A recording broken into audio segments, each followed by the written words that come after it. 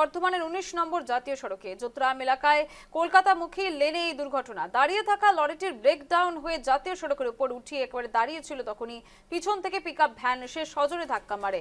গুরুতর আহত হন পিকআপ ভ্যানের চালক এবং খালাসি।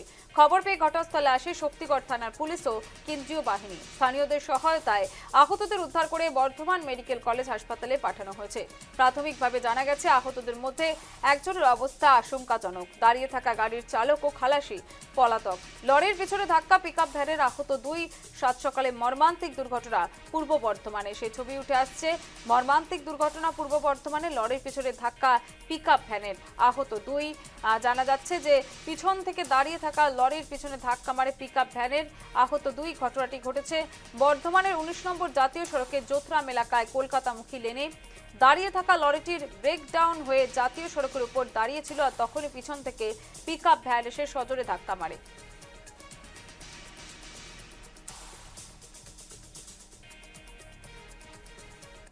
সাত সকালে মর্মান্তিক দুর্ঘটনা।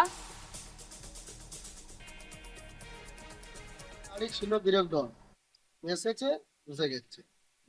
কজন নিন থেকে ছিল কি ছিল তো আমি জানি না। কজন আহত হয়েছে? ওরা একজন স্পট হয়ে গেছে আর একজন হসপিটাল পাঠিয়েছে, ও জিন্দা আছে। এখানে তো শক্তিগড় যাত্রা মেল না কি বলেছে, এখানে হয়েছে। আপনার গাড়ি ছিল, লরিটা ব্রেকডাউন ছিল, একটা পিকআপ গাড়ি এসে তার পিছনে মেরে দিচ্ছে।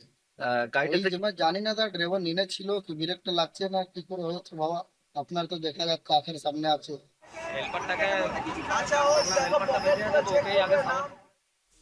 সকালে মর্মান্তিক দুর্ঘটনায় ইতিমধ্যে আহত দুই। লরির পিছনে ধাক্কা পিকআপ ভ্যানের মর্মান্তিক দুর্ঘটনায় গোটা ঘটনার তদন্ত চালাচ্ছে পুলিশ।